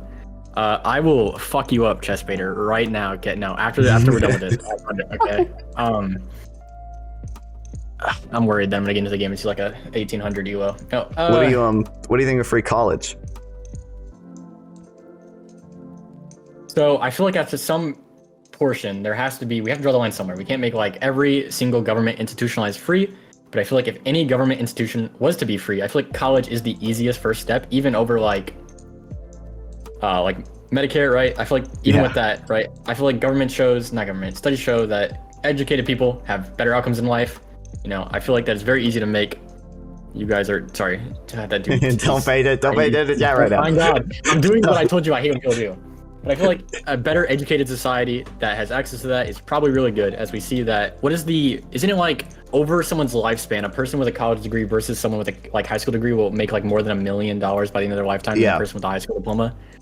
Yeah. Like there's a reason that like college just pays for itself. So the fact that you do have to pay for it, I guess I kind of can make sense of it because of how much it gets you, but also it shouldn't be. If that single determinant can change the outcome of your life by so much, why is it that like hard to like, oh my God. God damn it. Here from Illinois. We totally fucking agree on that. God damn it. Yeah, I feel like college is definitely too expensive, and even if we don't make it totally free, like it should be easier to go to college.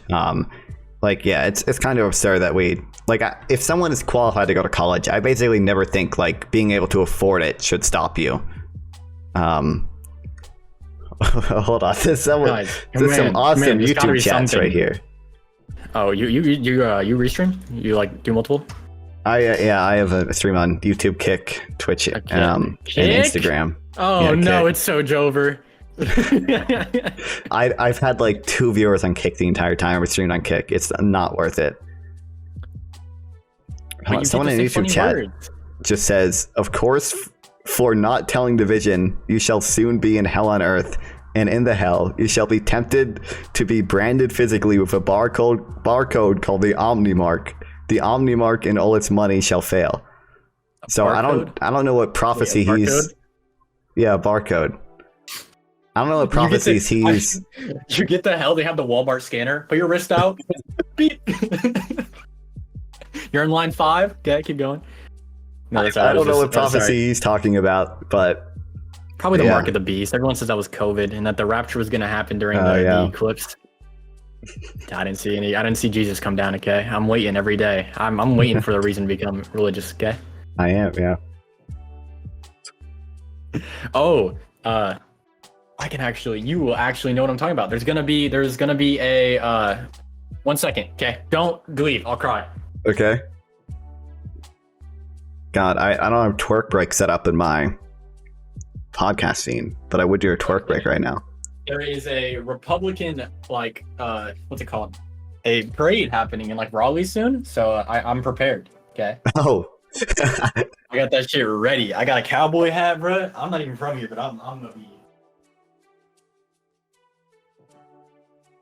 I'm locked in. They gonna love me. I'm gonna be one of the good ones. I feel like we're gonna totally agree on this too. But are you voting for Biden?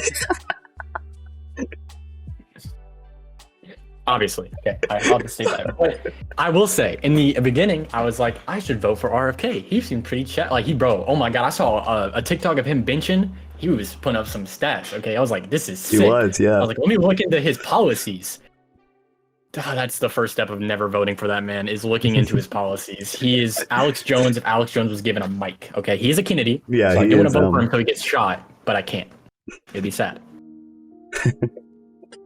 Yeah, I don't. Yeah. You gotta, man, it's gotta be something. Come on. Are you? God, I don't know. Let me look at my books in the background and see. No, I got it. Okay. Okay. Gay son or thought daughter? Ooh, probably. As much as I am thought positive, okay, and whore positive, okay, and I love women exploring their sexuality, I'm gonna have to say gay son. Ooh, you want your friend to be your son, don't you? Yeah, Gay exactly. friend, of course. Yeah, I gotcha. Fuck. Is there really no? Are we just? Were we separated at birth? I think that's the only option. Nah, actually, we don't look alike at all. We have. Hey, listen, I'll dye my. One of us has to dye our hair. We just have to become the same person. No. I should dye my hair. I should dye it. I'm planning to dye my hair blue. I'm not gonna lie to you. Are you I have it actually? scheduled. God damn. Listen, I'll do it. Hey, bro, join me, bro. We can make a podcast called the Blue Hair Group instead of the Blue That'd Men be Group. Bro, Blue Hair awesome. Group. Yeah. Oh man. No. I have to decide if should I dye this too or should I shave it? It would be funnier if I would look so much weirder. Do you have a cat? I do have a cat. Are you a cat person or a dog person? I mean, I like both. I have a cat and a dog, but I guess I'm a cat person. We found it. We found it. Fuck you. You're wrong. Okay. Do you know cats will eat their humans if they die like a day after, and a dog will wait till they're starving? Do you know that? I don't care. Who cares? What? I mean, like, I'm not a moral subject after I die, so like, who cares? You know. I need to pause. I need to yell at someone. Is this a liberal stream? Okay, so let's read the title here. Liberalism. Okay, let's see what's on screen. The Deepstate Liberal. Okay, let's see. Let's just. I'm just saying. Is common sense just not? You can't do this to me. You're driving me insane. I can't stream. I will never stream. I record everything because this was what would happen to me. I would end up arguing with someone for 15 minutes. I would pull them in unironically. Yeah, but then you upload that shit to YouTube and it gets views. True. Man. Yeah, I know. It's just so interesting how just disconnected from reality people can be. That's another thing. Oh my god. Did you see when that bridge collapsed and people were like, I had someone actually talk to me about this where they're like, do you know the bridge was named after the person who like made the Star Spangled Banner? And I'm like, that's crazy. And it's like, they took it down to get rid of it. I was like, hey, did you know the name of that bridge before today? Yeah, it's insane. No. Yeah. Well, do you think that doing this would probably put a lot more eyes upon that bridge than if they just left it there? Oh, and there's a whole. Actually, how do you feel about tearing down monuments? I feel like sometimes it makes sense. I feel like there are probably some monuments that, like, if the monument was like sort of specifically put in place to like glorify like a Confederate soldier, and like it's put in like a public park, it's like that's probably not super great. I don't think people should go down rioting to tear them down. But I really like if a city wants to remove that, like that's probably a good thing. But they're like, yeah, I think it makes more sense to like have those monuments in museums or something. Yeah, I guess, yeah. I would agree with that. Okay, let's see if there's anything that will trigger me in chat. Is this a liberal stream? Fuck liberals. Hey, listen, man. Everyone in chat, fuck some liberals, okay? I'll tell you, that's the route to go, okay? You know they'll get an abortion. Just saying. You know that's already happening. That's true. You don't gotta worry about anything. You're rather fucking conservative. When I want to do that, dad's gonna shoot me with a shotgun, okay? That's all I gotta say. There just has to be, okay? Because We're the same person, okay? Is your light red? Oh, this this was really hard for Minar to understand, but I like my bisexual lighting, so I have a red light, a blue light, a red light, and a blue light, and together they make purple on my face. Yeah. Why don't you let an illegal immigrant sleep with you? If they were fine enough, I'd give them housing. Yeah, are you kidding me? What? Like, I'm a Sorry. Was January 6th an insurrection? Yeah. Okay. Well, I think if anything's an insurrection, January 6th would be. Hey, listen. Okay. Hear me out. If you're a man, no, thank you. If you are a fine man, maybe. But okay. Moving on. Just no commenting on that. What do you think of that Supreme Court decision that allowed Trump to run? I think so. When it comes to like everything in that, I have the same view. It's just every single thing he's doing is just to postpone time. He's putting in so many things. He's trying to stop himself at every single instance that he can, because he's just trying to buy just enough time to get in that office and pardon himself. Like, I think it would be. I think that it's crazy that people are like, he's gonna win because he's innocent and he's gonna beat the cases. If he wins, he's gonna get off, not because he's innocent, because he's pardoned himself. No one's gonna say Richard Nixon was innocent, right? A pardon doesn't equal innocence. Okay, OJ, now that's an innocent man, right? Yeah. Yeah, right. Okay, good. We can agree. So, right, I feel like it's interesting that when people just view that, they think that like if he doesn't get charged, that equals innocence. Because I feel like that's just against the social norm. I hate to kick a dead OJ, but OJ, Yeah. right? I mean, Everyone thinks it's a I'm copying Destiny here. I'm not gonna pretend like I'm not copying Destiny here, but this is definitely like what he calls an all roads lead to Rome like worldview, where it's like if Trump gets charged, it's all bullshit, it's all fake, and if the indictments stick, well, of course they were gonna stick because the entire system is rigged against him. But if the indictments don't stick and he doesn't get arrested, well, of course he didn't, because the charges were all bullshit anyway. It's just like no possible like future could ever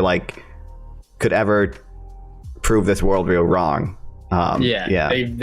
They've digged themselves such a deep trench that you're never getting them out, right? Yeah. Even if he gets it put in jail, it's gonna be the deep state, you know? Okay. 1 second, I have to yell at someone. Oh. Hey, okay. Legal immigration is great because illegals are ruining the country. Hey, do you know that when we came here, we didn't like stop at Europeans, when Europeans came here, do you know that we didn't like stop at Ellis Island and like check ourselves in, right? You know this country was actually built by illegal immigrants, right? Like there was no legal immigrant. Yeah, you know that, right? And you know that America was built to be the melting pot of like the world for the longest amount of time. And now we're just like, fuck it, let's turn around, okay? Everyone gone. We're having some problems, okay? It's crazy that people want to say legal immigrants built it. We were not legal. We are not Native American. Maybe you are. Hey, if you are, I apologize, okay? Not Ashlam. I don't know what, I don't know any terms. Yeah, I don't know what natives say.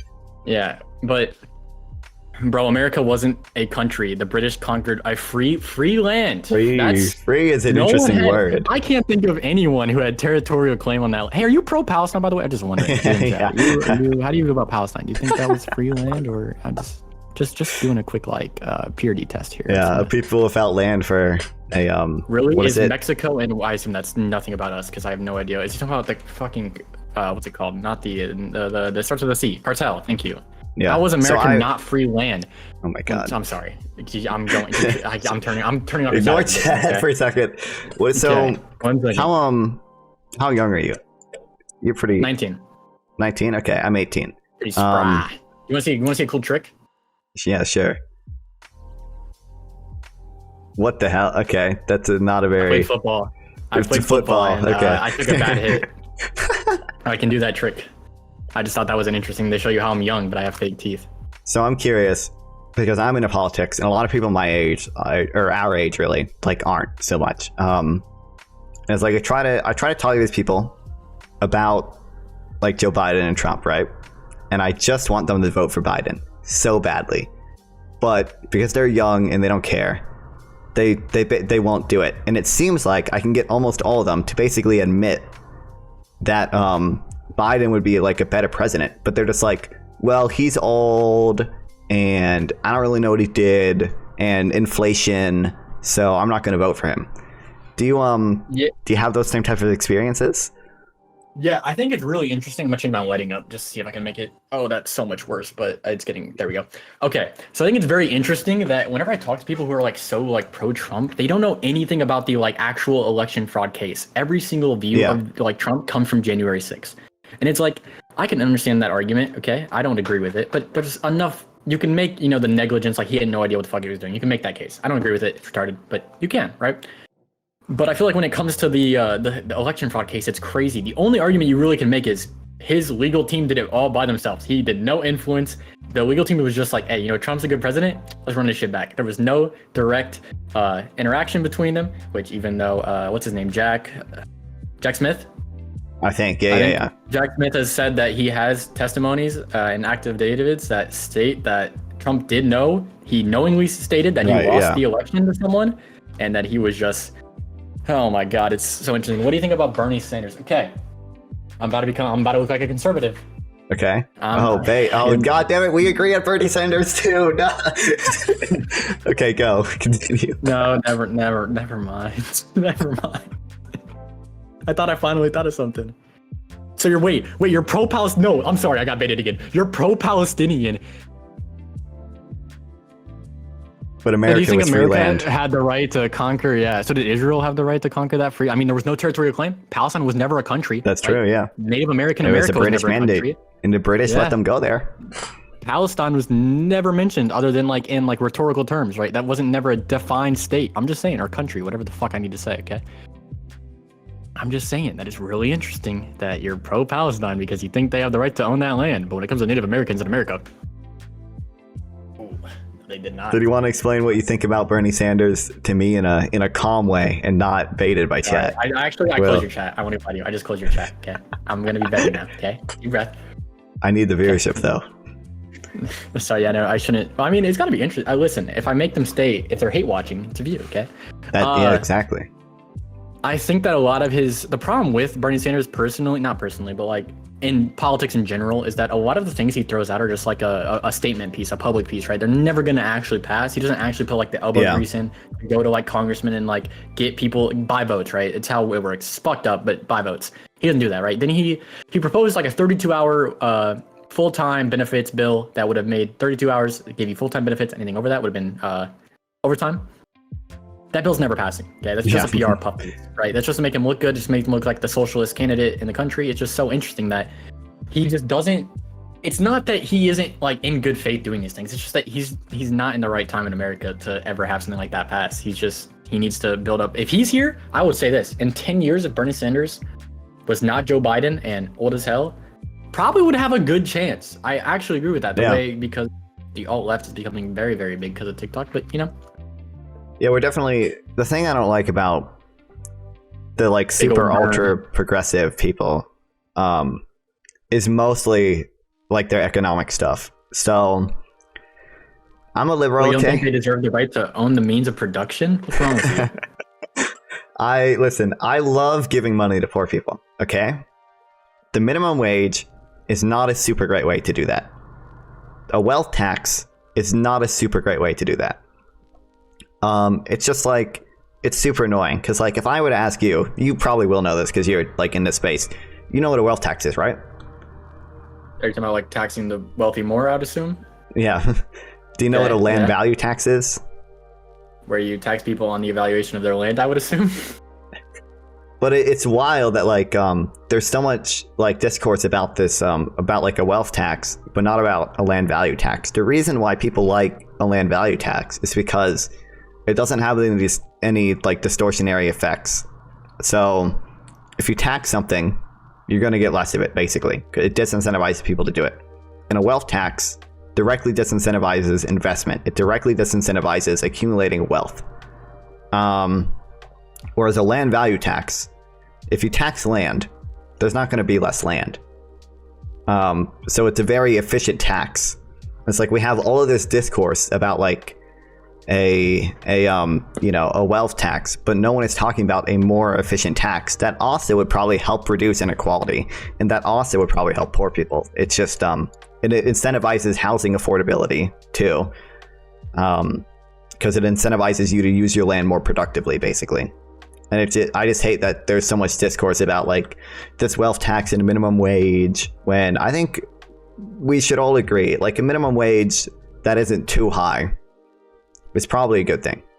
But there are more economically efficient ways to get money to poor people, like a negative income tax, which is just where you give people below a certain threshold a certain amount of free money every year on their taxes. I feel like a minimum wage is kind of like a thing though, because like if you don't, there is always the problem. I bet you probably have an answer. Like I said, I'm not fleshed out in economy, so I would never actually like stand behind these and like full force like fight with these, because I could easily be swayed if I ever saw additional information. But then like how about like if there wasn't a minimum, like were you saying I kind of assumed, but I can tell from what you said, are you against like a minimum wage? No, I would say I'm pro minimum wage. I think a $15 federal minimum wage is probably fine now. But yeah, I came from Illinois where it was 16. Yeah, these super progressive candidates are often in favor of like minimum wages that seem to be too high, just because it's just annoying, again, because the minimum wage isn't super efficient because it arguably creates more unemployment. Whereas like a negative income tax will actually increase the labor supply. So you're getting a positive effect on employment, as well as a positive effect on poverty because people have more money. Whereas minimum wage, you're probably getting a positive effect on poverty, but that comes at a cost of a negative effect on employment. Unemployment. We never hit that one. Opinion. Go. Okay. This is my real hot take, okay? Ooh, we might have found one. The Fed, okay? The Fed can eat my fucking ass, okay? Because the Fed has a dual mandate. It's supposed to have a dual mandate. But since 2012, the Fed has an inflation target, but doesn't have an unemployment target. So basically, the Fed is kind of incentivized to reach 2% inflation at high cost to unemployment. And I don't know if that makes sense. I don't think that makes sense. I think the Fed should probably be weighting unemployment more heavily than it does currently. Are you for, what I'm saying is like, are you for like giving unemployed people money as well, like that on top of it? Oh yeah, I like unemployment insurance because it's a automatic stabilizer basically. So automatically, if you are unemployed, you get a certain amount of money every month, and that's an automatic stabilizer because it stabilizes your demand basically. Yeah. Yep, we agree.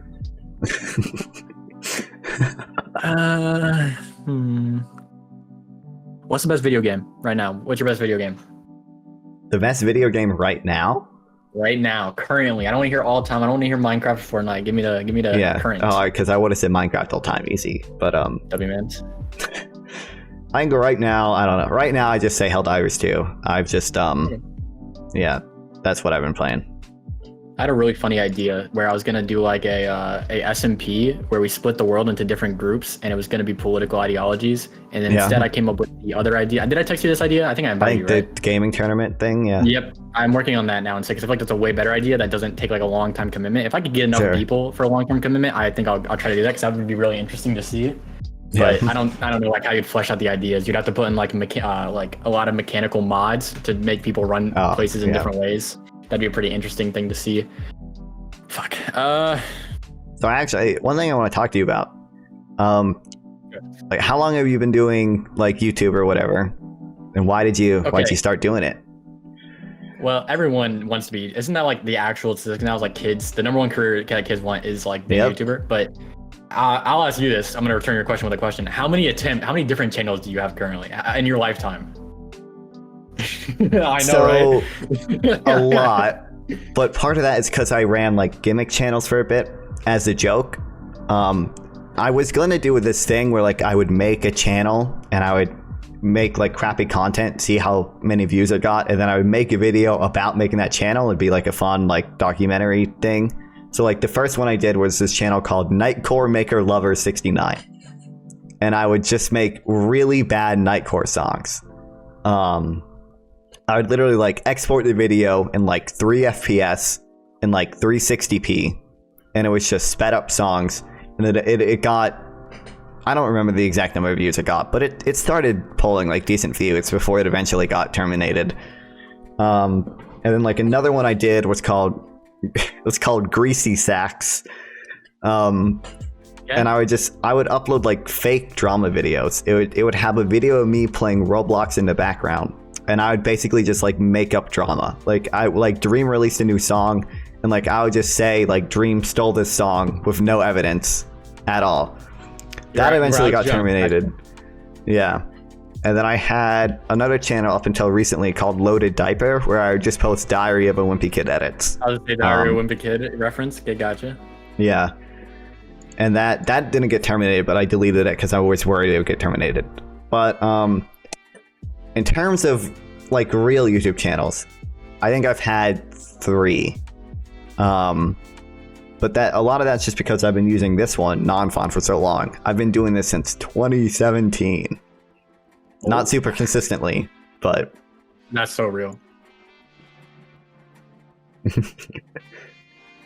But you never answered my question. How many channels do you have, and when did you start?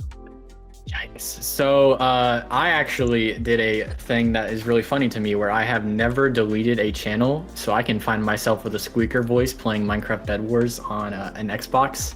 Yeah. And I have a core memory of me playing a game, and I won by building a house in the middle, and I never fought anyone. But that was Spiral, sorry. And I feel like It's just you always go through so many channels, right? Especially, I don't know if you can agree with this, but I have very big problems with hyperfixation, where I will be like, this idea is going to take me to like, I'm going to be famous. Obviously, no one has ever thought of this, even though this idea has probably been done a million times, right? And I'm like, this is it, found it. Okay, I'm gonna for a month, video after video after video, video, and then I'll never touch it again. And it's like, well, fuck. Okay. Oh, that's me. That's fine. There you go, chat. By the way, I saw that in chat. There you go. Okay. Definitely been a problem. For me, it's like I'll think something is gonna do super well, and I'll spend a few weeks like fixated on it.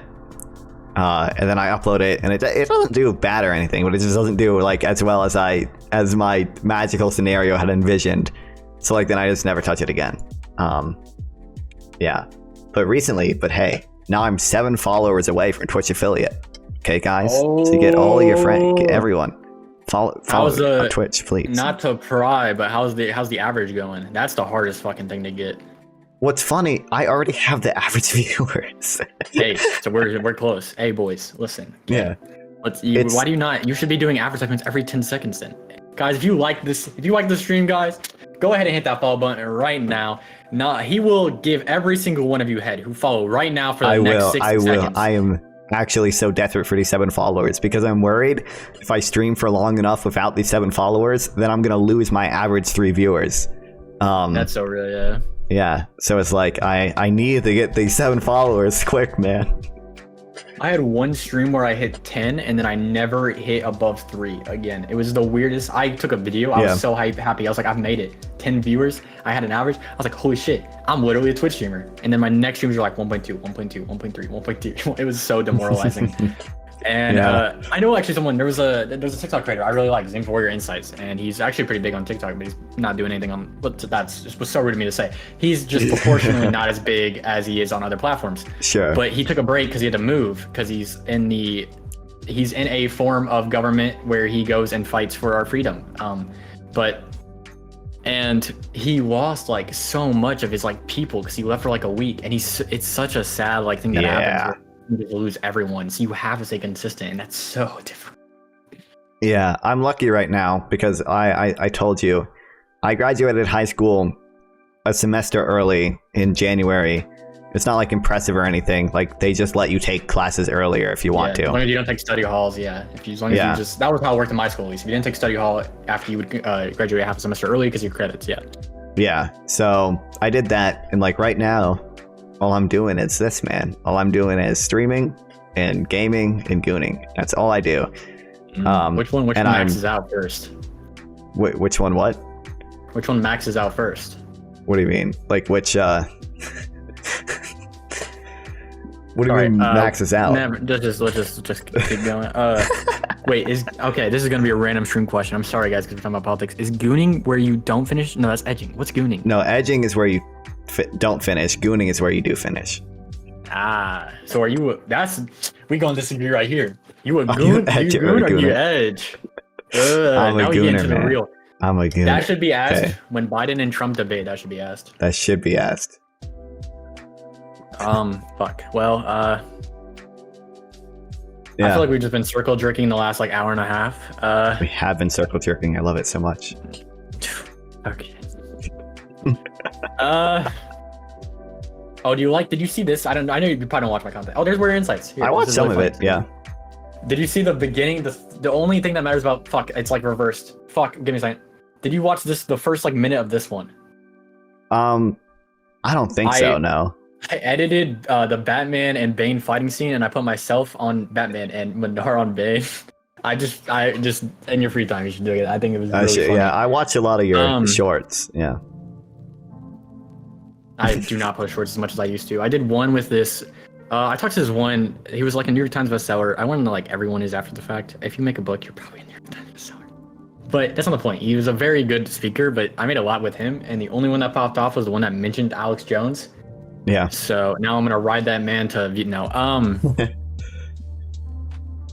Bohemian Grove. No. I've been trying to do 3 shorts a day. I've been very inconsistent about it. But I made myself a schedule, and I'm gonna blow up on TikTok, man. I'm telling you, it's gonna happen. It'll happen, man. Yeah. My view on this right now is here's my actual plan. I'm young, okay? I had like, I don't know if you've had this, but did you have like an external crisis after high school where you're like, fuck, I need to go to college. Fuck, I need to go to college. I'm wasting my life. Why am I not going to college? Did you have something like that? Because I did horribly.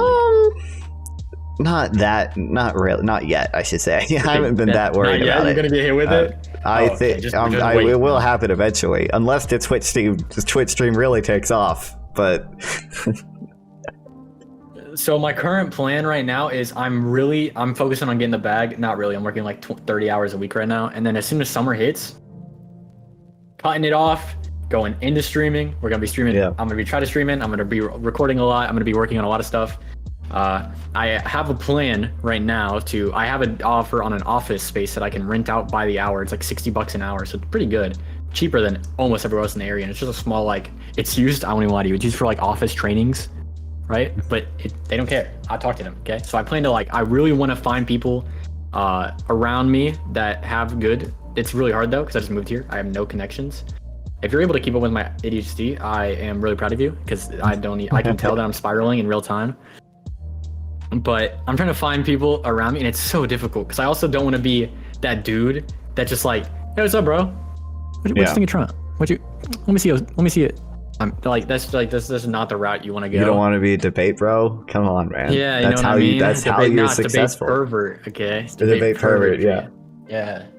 I am speaking to someone in a day that's a Vosh and a Hassan fan. That one should be an interesting conversation. Yeah.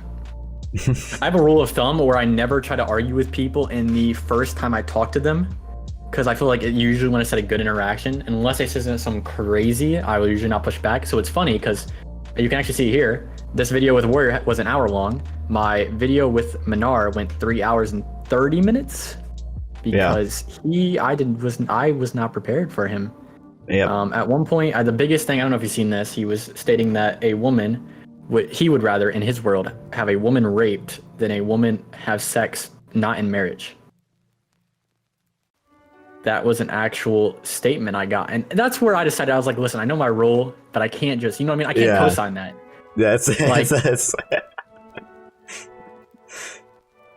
That is, oh man, Minar. Oh, boy. Fuck. Yeah, man. Well. Okay, there's gotta be, listen, this isn't like, you know the odds of like this, there's gotta be one, okay? Important issues facing. What do you think of a porn ban or restrictions on it? I think I should be able to beat my schmeat as long as I want to and as much as I want to, okay? But if you want to give me in reality, I feel like we need to start doing more studies on it. I feel like that is a true thing. We need to be more informed on it. I don't think we should ever get rid of it because there is no way to get rid of it, right? There's VPNs, okay? You're just going to go everywhere. Unless you can get like a worldwide ban on the industry, because you have to ban the industry, not the actual product. And there's still going to be the product out there. So there's going to be people on Twitter being like, I got Mia Khalifa from 2018, boys. Yeah. Bro, join the, like, it's like, it's like my view on guns, okay? My view on guns, initially, super liberal, okay? After I just left conservatives, I was super, super liberal. And I was like, hey, we gotta get rid of guns, okay? Get rid of them all, okay? Because I was young, naive, and retarded, okay? And then I realized, I was like, I think that is a good idea. I think it's a good idea in like the idea of it, but like in the actual use of it, in the fuck, I don't remember the word. I'm dyslexic, so just move on. But like in the practicality of it, or whatever the fuck that word is, okay? It's definitely not. Thank you. Yeah, the practical use of it, it's definitely not possible. There's no way you could get Americans to give up their guns legally or illegally. It's same with porn. People are always gonna have access to it, illegally or legally, because if you get rid of the legal access, the illegal access is going to grow. We saw this with the ban on alcohol, which gave rise to the mob, right? Like, there's always going to be that market for it no matter what, because it's just intrinsic in in America, right? It's part of America. Yeah. Gun, beer, cherry pie, flag, eagle. Yeah, there definitely needs to be more research on it, because I don't think there is a very good answer right now for like how bad porn is if you consume it consistently, and whether or not you can get Tate. What about him? What's your opinion? I think he's probably bad. I think he's definitely either he's lying or he's a human trafficker. Okay. I think God, it's been so long since I even thought about him. I don't even know. Okay, well, I don't think he's good. Ooh, actually, here's something that you could talk about. How do you so here, I'm just gonna tell you my view. I feel like this is way easier. I have a certain view when I think about it. I know that it's bad. It's probably not in the best interest of the people to platform anti-Semitism. But I also feel like with the growing amount of the population in America that is actually becoming anti-Semitic, I feel like that difficult conversations have to start happening at some point in that topic. Especially that's how it is with every issue. I feel like a lot of issues, if it's a small minority that agrees with it, no reason to bring it up. We don't need to talk about if America should become an ethno state. Okay, we shouldn't. No one. 3% of people think that. But whenever we're seeing that anti-Semitism is on such a rise right now, we probably need to start having some conversations about it, as much as crazy as those conversations are going to be. But if we're going to debate for 3 hours on Hillary Clinton's emails and if Gilgamesh is real and his burial is in Iraq, then we probably could have conversations on other things, I feel like. But how do you... I haven't thought about it too much, but I mean, yeah, you're right. Because definitely, there's a growing number of people that are becoming anti-Semitic, and for so long, because anti-Semitism has been so horrible historically, we've just completely outlawed talking about it everywhere. Yeah, you can't say anything anti-Semitic on Twitch or on YouTube. Kick might allow some stuff, I don't know. But yeah, yeah, and because of that, yeah, there's a lot of people who have anti-Semitic beliefs, and it just confirms their worldview when they go out and try to talk about it, and everyone's like, no, we absolutely just cannot talk about that. So that's who said it. It's my bad. I apologize. What? You can continue. Oh, okay, thank you. I feel like there was someone who said it, and it's everyone wants to go to a party where you have to pass a bouncer, right? Everyone wants to be a part of something that's has exclusivity. So whenever you make something that's oh, they're not allowed to talk about this. If you talk about this, you'll get got by the FBI. When you create like that, you create an actual, not demand, but you know what I mean? You create an actual enticing part of it where people want to actually go to see what are they saying? What was the fucking one? How long do you think it would take to bake 4 million cookies if they were all big, the Cookie Monster, yep. Yeah, oh my. But I feel it's same thing with another thing I've viewed. This is another weird one. I don't know how you'll feel about this because I'm fully fleshed out of the idea. I'm just throwing out ideas right now to see if there's fucking something we can disagree on.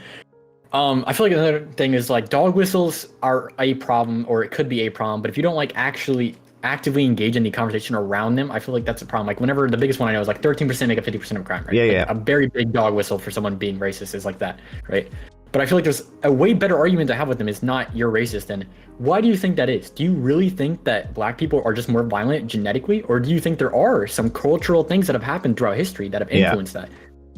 You can make that person look way more deranged instead of fighting them on not a fact, because I've probably changed this now, but something that is actually statistically found. Yeah, there's always going to have to be better argument than just this is a dog whistle, you're racist, or this is a thing parroted by other white supremacists. There always has to be a more grounded out argument behind that. Yeah.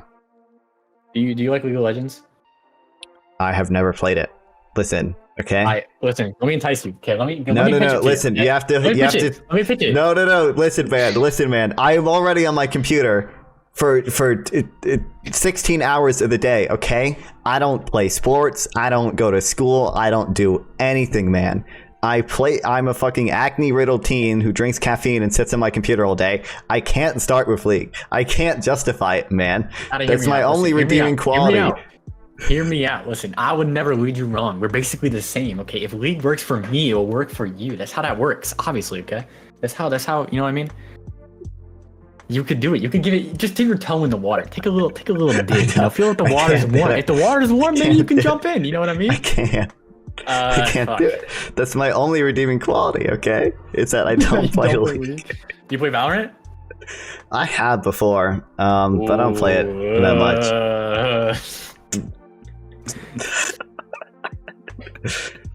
I'm upset at the loss of Overwatch, man. I missed Overwatch before Overwatch 2. The PvE got canceled? Yeah, and yeah, it's horrible. It's horrible now. Ooh, here's a really small flex. That's a very niche flex. Do you know who David Dobrik is? Yeah. Do you know who Scotty Sire is? He's part of that group. No, but The musician, the one that was like always depressed. no, but I know my- vaguely who David Dobrik is.